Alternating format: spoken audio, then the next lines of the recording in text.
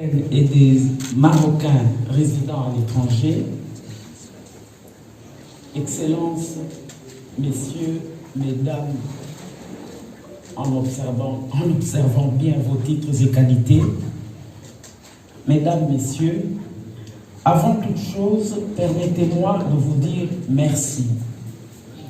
Merci de tout cœur pour toutes les attentions dont moi-même et ma délégation sommes entourés depuis notre arrivée sur le territoire marocain.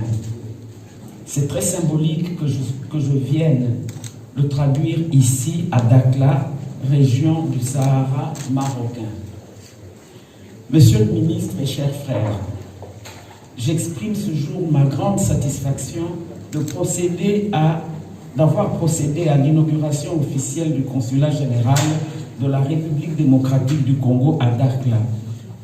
L'ouverture de ce poste consulaire est en réalité une nouvelle étape qui s'est ouverte dans les relations historiques et privilégiées qu'entretiennent le Royaume du Maroc et la République démocratique du Congo. Ces relations sont aujourd'hui incarnées dans l'entente et la compréhension cordiale qui existe entre Sa Majesté le roi Mohamed VI et son Excellence Monsieur le Président de la République Félix Antoine Tshisekedi Tshilombo, lesquels ont su consolider les liens de fraternité et d'amitié qui unissent nos deux pays et nos deux peuples depuis 1960. Ainsi, par votre canal, je voudrais m'acquitter avec grand plaisir et honneur du devoir de transmettre à Sa Majesté le roi Mohamed VI la haute appréciation de son Excellence Monsieur Félix Antoine Tshisekedi, Président de la République, pour toutes les prévenances dont sa visite privée à Rabat en 2018-19 a été entourée. Je saisis aussi la présente opportunité pour réitérer la profonde gratitude du peuple congolais, de son président de la République, à Sa Majesté le roi du Maroc pour l'assistance médicale apportée à la RDC afin d'aider le peuple congolais à se protéger et à combattre efficacement la pandémie du coronavirus, alors que vous-même, vous aviez cette pandémie chez vous. Merci beaucoup. Que le souverain marocain, son peuple et son gouvernement en soient infiniment remerciés. Monsieur le ministre, Mesdames et Messieurs, la date de ce jour, le 19, l'intégrité de leur territoire national, car des rebelles qui avaient attaqué, il y avait des rebelles qui avaient attaqué la province, un contingent dans la MONUC qui est devenue aujourd'hui la MONUSCO. Et complet votre discours, c'est un discours du cœur, c'est un discours qui reflète la profondeur de la relation. En fait, j'ai peu de choses à dire, parce que je vais le dire avec votre permission. Sachant que je vous ai dit les bons axes. بين المملكة المغربية وجمهورية الكونغو الديمقراطية كاين علاقات قوية، علاقات تاريخية. تاريخ الحديث للبلدين يعني فيه تشابكات وتداخل من الستينات. المحطات الكبيرة اللي كانت في تاريخ الحديث لجمهورية الكونغو الديمقراطية كان دائما كيكون فيها حضور المغرب. هذا الحضور دائما كان كيكون من منطلق التضامن، من منطلق الإخاء، ومن منطلق الدفاع على الوحدة الوطنية والوحدة الترابية لهذا البلد. منذ جلالة المغفور له محمد الخامس وجلالة المغفور له الحسن الثاني واليوم مع جلالة الملك محمد السادس نصره الله، هذه المسيرة المتواصلة بدون انقطاع ديال التضامن والتعاون بين البلدين. في الستينات كانت أول عمليات أو مشاركة المغرب في عملية لحفظ السلام كانت في جمهورية الكونغو الديمقراطية. العلاقات استمرت، والسيدة الوزيرة تحدثت على مشاركة المغرب إيقاف محاولة بعض الانفصاليين في الكاطونكا في السبعينات، وكيفاش بأن هذه العلاقة استمرت كذلك في الثمانينات إلى الآن.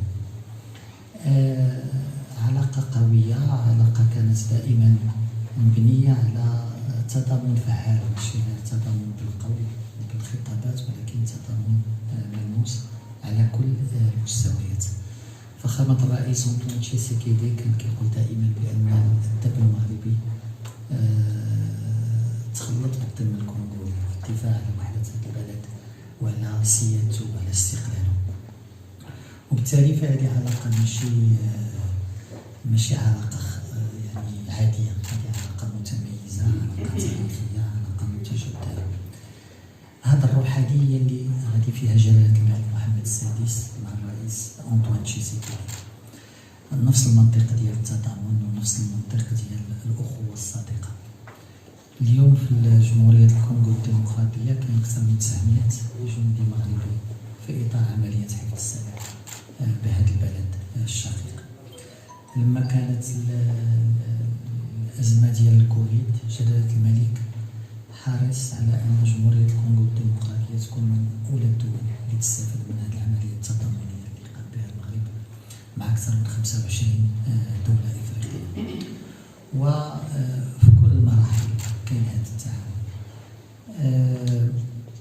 اليوم مع السيدة الوزيرة خلال اللقاءات اللي درنا في الرباط اتفقنا أننا نمشيو في إطار توجيهات جلالة الملك وفخامة الرئيس، وبناء على هذا التضامن، على هذا التاريخ المتميز للعلاقة، باش نعطيوها مضمون ملموس، باش نعطيوها واحد يعني إجراءات ومشاريع ملموسة. ولهذا اتفقنا على أن يتم الرفع من منح التكوين اللي هي اليوم 70 إلى 150.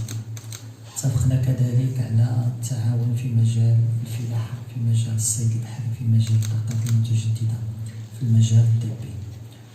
وكان الاتفاق على أن اللجنة المشتركة غادي تنعقد في شهر ماي أو يونيو من السنة المقبلة في كينشاسا، على أن تكون الاجتماعات التحضيرية في بداية السنة. اتفقنا كذلك على أنه بالموازاة مع اللجنة المشتركة غيكون منتدى رجال الأعمال، وغيكون لأن جمهورية الكونغو الديمقراطية عندها مؤهلات كبيرة، وفي إطار رؤية جلالة الملك للتعاون جنوب جنوب، للتعاون بين الدول الإفريقية، يمكن يكون هذا التعاون بين البلدين نموذج لتعاون فعال فيه شركاء وفيه فاعلين من القطاع العام ومن القطاع الخاص، بالنظر إلى هذه الأرضية الصلبة اللي كاينة للعلاقات الثنائية. جمهورية الكونغو الديمقراطية عندها مؤهلات كبيرة، دولة مهمة على المستوى. دولة وقفات مع المغرب دائما في قضيته الوطنية، كانت دائما جمهورية الكونغو الديمقراطية. والسيدة الوزيرة ذكرت بأن المغرب لما غادر الاتحاد الإفريقي في 1984 خرجت معه الكونغو الديمقراطية، وكان المغفور له جلالة الملك الحسن الثاني طلب من الرئيس آنذاك بأنهم يرجعوا، لأن المغرب محتاج لأصدقائه في الداخل للدفاع عن الشرعية الدولية والدفاع عن القانون الدولي. ولكن لمدة سنتين كانت الكونغو الديمقراطية خرجت من منظمة الوحدة الإفريقية كتعبير عن عدم موافقتها على الخرق السافر بشكل كبير. غادي يجلب لها الاستثمارات، غادي يجلب لها فرص الشغل، وغادي يجلب لها التنمية الاقتصادية والاجتماعية، وهذا أساسي. وهذا كيأكد بأن أبناء المنطقة اللي هو اختاروا أنهم يأكدوا انتمائهم للوطن ويشتغلوا على تنمية هذه المنطقة. اليوم كيجنيو هذا الثمار بهذا الدعم الدولي وبهذه المواقف المشجعة، بحال اللي غيجنيوه على المستوى الاقتصادي وعلى المستوى الاجتماعي من خلال المشاريع التنموية. فهذه إذا محطة مهمة اليوم اللي نهنيو راسنا عليها ونشتغلوا أكثر باش أننا نثبتوها ونفتحوا آفاق جديدة. On résume ma soeur, c'est de gérer la profondeur de la relation bilatérale. l'entrechevêchement entre nos deux